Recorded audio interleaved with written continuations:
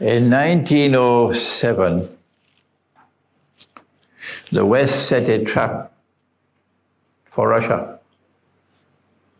At that time, Russia was still Tsarist Russia, and there was a Tsar, Nicholas. But Nicholas was a very pious Christian, Orthodox Christian. And he wanted to restore the Orthodox Christian church at the heart of Russian society. And he was not at all happy with Russia moving towards the West.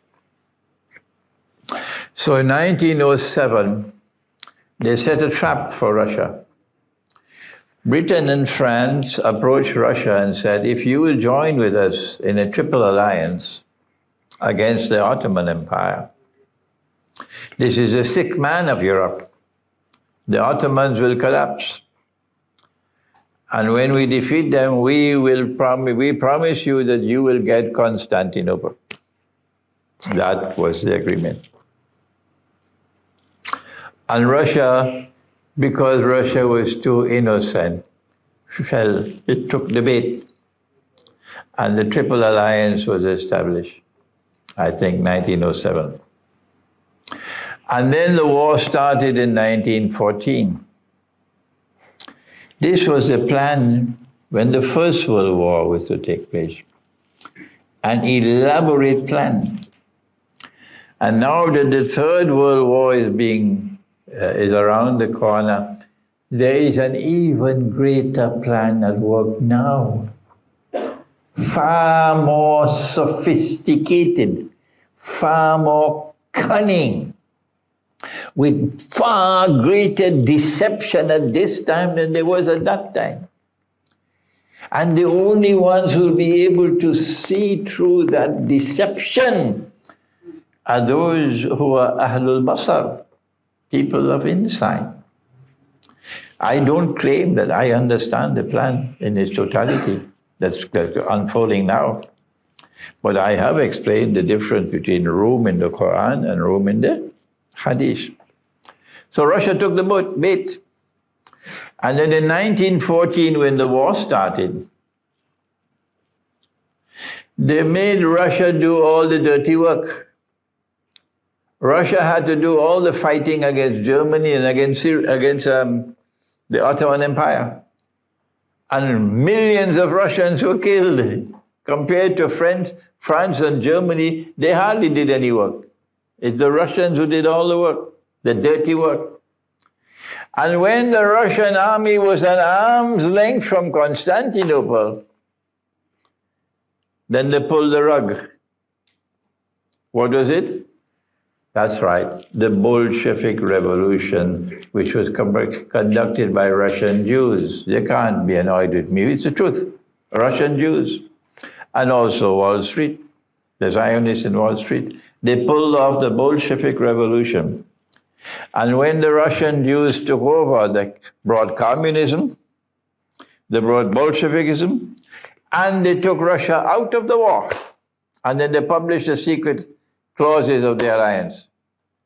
And so Russia could not get Constantinople. Russia was deceived.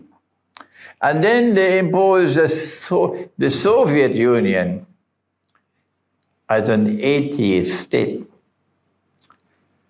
And they were delighted when they saw the Soviet Union waging war on Orthodox Christianity, destroying their churches and cathedrals and monasteries and killing the priests and the scholars.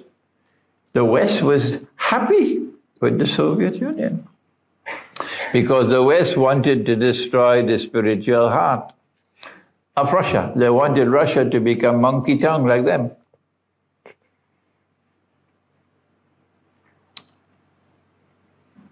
And then Allah says in the Quran, they plan their plans, and I plan my plan, and I am the best of planners. So even Imran was deceived. I never realized, although I'm a scholar of international relations, I studied in 2 universities, I never realized that the Soviet Union was deceiving the West. I never realized that. The Soviet Union played the game. this is Allah using a zalim to fulfill his purpose. The Soviet Union played the game of waging endless war and terror on Orthodox Christians, destroying the monasteries, destroying the churches, and killing the priests and scholars. And this was pleasing the West. But what the Soviet Union also did,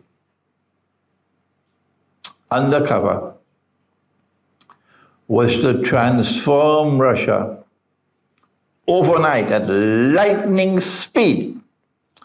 What the West took hundreds of years to achieve, the Soviet Union achieved it in Russia within a few decades. To transform Russia from an agricultural economy and a social system that was based on serfdom into a modern state that was scientifically and technologically more advanced than the West. The Soviet students got a better education in science and technology than the West did. The Americans could not match it. And when the Soviet Union finally folded up and handed power over to Russia, Russia then immediately returned to her Christian heart, returned to Orthodox Christianity. And the West was left with their mouth open. How did this happen? We didn't plan it this way. We didn't plan it this way. They planned their plan, but Allah planned His plans. But that's not the full story. China also deceived them. China was led by Chiang Kai-shek, and he was Christian. He was Christian. And China is Buddhist, and China is Confucian and so on. But he was Christian of the Western Christian brand, the monkey tongue side. He was not the Orthodox Christian. So the West was very happy to have a leadership in China that belonged to monkey tongue.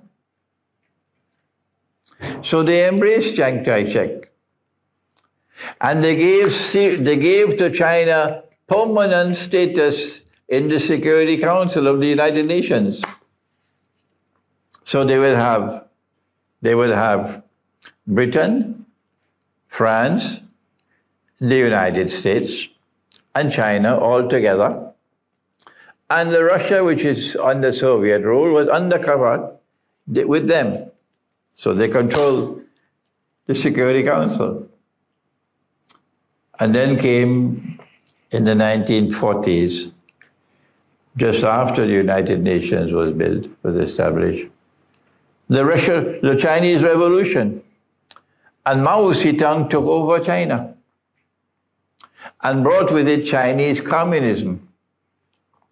And exactly the same way that Russian communism was waging war on religion and the Orthodox Christian faith, Chinese communism now started waging war on the religious way of life in China, bringing communism.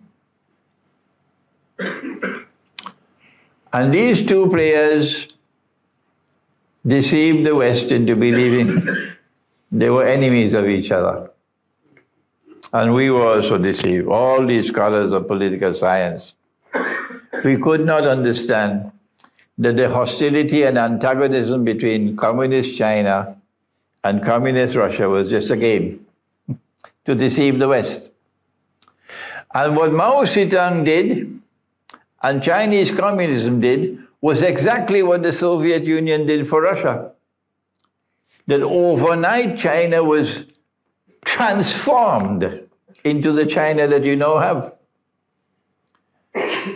A country with a scientific and technological development on par with the West. But the Chinese did not have what the Russians had. The missile technology that Allah blessed the Russians with. So China could not take on the mountain of gold. China deceived them when Kissinger visited China. China deceived them into becoming the industrial for marketing, what do you call it, commercial goods and so on, for the whole world at cheap prices. And in this way they could disrupt the economy around the world, because you're flooding the world with cheap Chinese goods. And it's like slave labor. And this way you'll be able to disrupt the economy around the world. You'll corrupt the market around the world using China.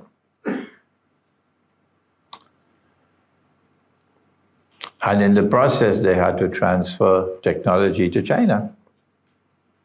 And the Chinese were adept in absorbing this technology and advancing it.